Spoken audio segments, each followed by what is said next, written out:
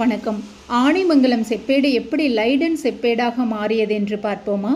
ஆனைமங்கலம் செப்பேடுகள் தமிழ்நாட்டில் நாகப்பட்டினம் பகுதியில் கண்டறியப்பட்டன.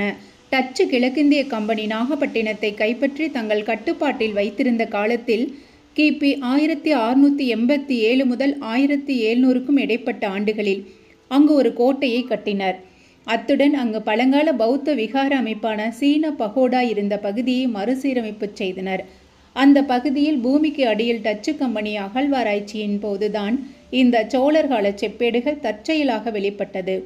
இந்த செப்பேட்டை 18ஆம் நூற்றாண்டின் தொடக்கத்தில் பத்தேவியாவில் கிறித்துவ மத போதகராக இருந்த புளோரெண்டியஸ் காம்பர் மற்றும் அவரது மனைவி கெட்டிங்ஸ் ஆகியோரால் நெதர்லாந்துக்கு கொண்டு செல்லப்பட்டன.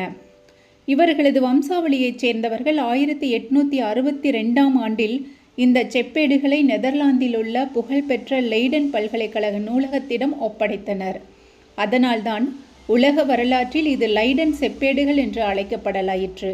நீண்ட காலமாக நெதர்லாந்தில் வைக்கப்பட்டிருந்த இந்த ஆனைமங்கல செப்பேடுகளை மீட்டெடுக்க இந்தியா கடந்த 2012ஆம் ஆண்டிலிருந்து தீவிர தூதரக முயற்சிகளை மேற்கொண்டு வந்தது. அதன் பயனாக நெதர்லாந்தின் தேசிய காலனித்துவ சேகரிப்பு குழுவின் பரிந்துரையின்படி லெய்டன் பல்கலைக்கழகம் இந்த செப்பேடுகளை நிபந்தனையின்றி இந்தியாவிற்கே திருப்பித் தர ஒப்புக்கொண்டது. அதன்படியே மே 2026இல் நெதர்லாந்துக்கு அதிகாரப்பூர்வ பயணம் மேற்கொண்ட இந்திய பிரதமர் நரேந்திர மோடியிடம் டச்சு பிரதமர் ராப் ஜெட்டன் முன்னிலையில் இந்த வரலாற்று சிறப்புமிக்க ஆனைமங்கலம் செப்பேடுகள் முறையாக இந்தியாவிடம் ஒப்படைக்கப்பட்டுள்ளன.